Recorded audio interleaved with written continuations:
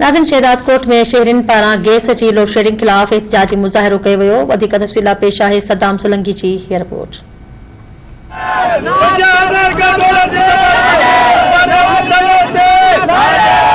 वक्त असी शहदाद कोट के मसरूफ़ तरीन कोटू मोटू चौक ते मौजूद आयूं, जिते मुख्तलिफ पाड़न महलन जा रहवासी पहुता आहिनि।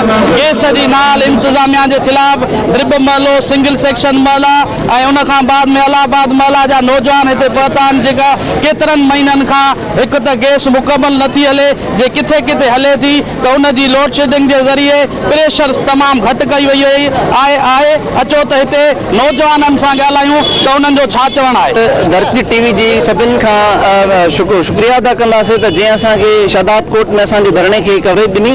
सर, असां ड्रिप मोहल्ला जेके आहिनि त उहे उन जा जेके दोस्त आहिनि उन्हनि सभिनी गॾिजी करे गैस जे मुतलिक़ धरणो कढियो आहे।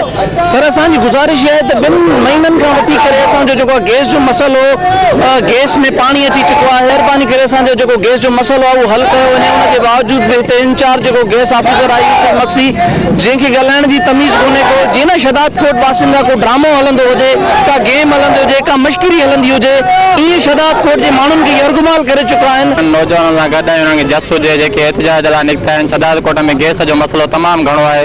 सॼो सियारो बि रहियो आहे मसइलो, पर हींअर त जेको आहे उहो सीउ बि न आहे वग़ैरह, त एतिरी शिदत बि न आहे गैस जी।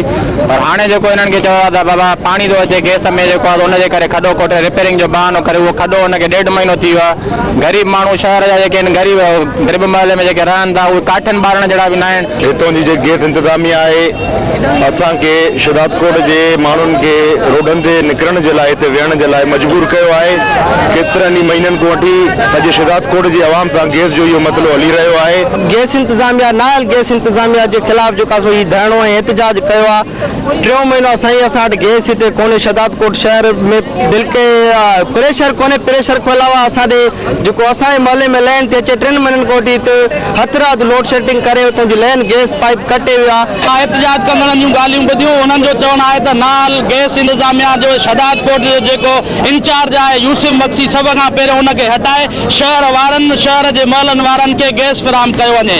कैमरामैन रियान मंगड़ा सां गॾु सद्दाम हुसैन सोलंकी, धरती टीवी न्यूज़, शहदाद कोट।